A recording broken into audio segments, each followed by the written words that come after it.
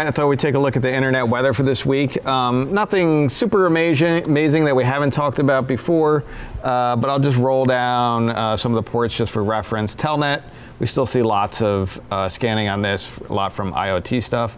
445 TCP is the Microsoft file sharing that has a notable vulnerability that WannaCry is exploited, and some of these other. There's still a pretty heavy embedded base of infected devices out there scanning for this.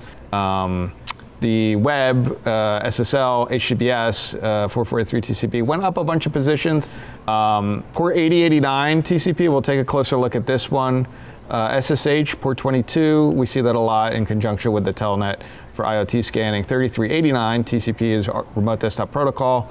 81 TCP is usually related to the go-ahead web server vulnerability that's out on that particular port. So a lot of the scanning that we see on this port is related to that vulnerability. Ethereum, 8545 TCP, there's a Ethereum wallet, GETH, that has a vulnerability on here, still being scanned by a small number of sources, probably only like 50, but they're doing it aggressively. So this is the most pro port, so there's a lot of scanning, but a very small number of scan sources. And 60,001 TCP we'll take a closer look at. This was below the fold down at position 15 last week. But we'll take a closer look at what this is all about as well. It's just crazy to me that, you know, Telnet is always the #1 up there. You would think that Telnet would go away, but it has not. Port 8089 TCP. This is a 1-year view, and you can see that, you know, earlier in the year, there really wasn't much activity on here. But then we started to see these really regular scan patterns here. I took a closer look at this. All this scanning that I see on 8089 TCP, where we have these spikes, is Census. So Census and Shodan are kind of good guys that go and scan the internet looking for vulnerabilities. And that's what these regular spikes appear to be here. But then since then, we've seen a larger uptick in the amount of scanning in general on this port. The sources are mostly in the Netherlands, cloud hosting company out there. Seychelles, also cloud hosting. China, Japan. And I'm guessing, I wasn't able to find any captures in our honeypot for this, but I'm guessing that they're probably scanning for the Splunk D service. There's a kind of known vulnerability. I think there's the Splunk forwarder service that runs on that port. We've talked about it previously on the show, and it typically listens on this port, and I think that might be what people are looking for, but I don't really have good insights into actual scan probes to see in our honeypot what they might be looking for there. The port 60,001 TCP was a little bit more interesting. Again, this is a year-long view. There's a fair number of scan sources here, about 3,500 or so, scattered across the globe. No specific part of the world accounting for more than others, really. Although Saudi Arabia and China has a fair number. They're in the top 2 positions for the number of scan sources, but it's only like 50 and 60 or something like that. And then you got all these other countries that have 30, 20, 20, 20, things like that, from all these different countries that add up to 3,500. When we look in the honeypot, it appears that this scanning activity is targeting the MV Power DVR. This is just another one of those security camera DVR systems that is out there. And there is a well-known unauthenticated remote shell exploit for that particular family of hardware, and it looks like this. And you can see it does a get for /shell ? And then it could just pass in like a string of commands here.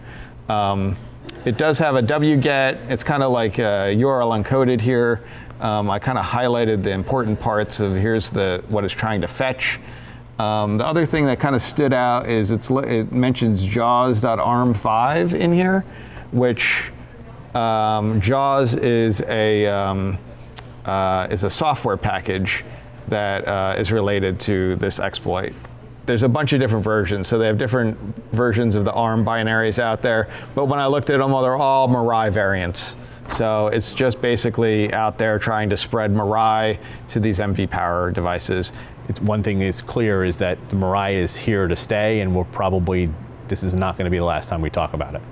So in terms of the most sources probing, 8080 is, I always forget what this one is, but it's another well-known web vulnerability that's out there that is typically being scanned on here.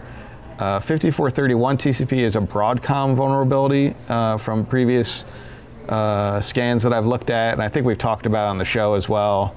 6881 TCP, which did jump up 6 positions, I don't know that that's actually malicious in nature, because 6881 TCP is BitTorrent.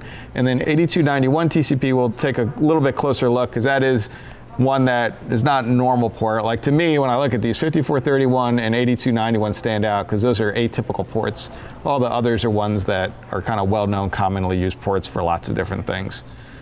So 8291 TCP, when we look at this one, this is actually, and I think Stan might have covered this last week in the show as well, in a little more detail, but you can see we had some, this is also the number of scanned sources. This is about a 6-month view. And you can see that there was like some really aggressive scanning, and then it goes down to very little, and then a big chunk, and then it goes down. So you can see that there's some botnet that kind of triggers up and says, okay, everybody starts scanning at once, and then they stop again. And they say, okay, everybody scan at once. And then there's long periods of nothing where they don't really care. In general, it's maybe 2,000 to 2,500 scan sources per hour we see, with some peaks higher up in here, which could be more than one botnet. It's possible. When I looked at it, it does appear that they're looking for Mikrotik devices. Port 8291, incidentally, which I didn't mention, is the administrative port for the Mikrotik router OS. And there are various vulnerabilities for that out there, well known. And it appears that they're searching for Mikrotik devices and deploying Hajime. Most of the scan sources are in Indonesia, Vietnam, India, Thailand, Brazil. So a lot of Asia Pac, although Brazil is not Asia Pac, but the most density of victims are in the Asia Pacific region. So Mirai's not dying. Mirai's not dying. It's still around. Mirai's relatives are still around. Mirai, yeah, especially its offspring. Offspring. Are definitely out there in full force still. Yeah. All right. Cool. Thanks.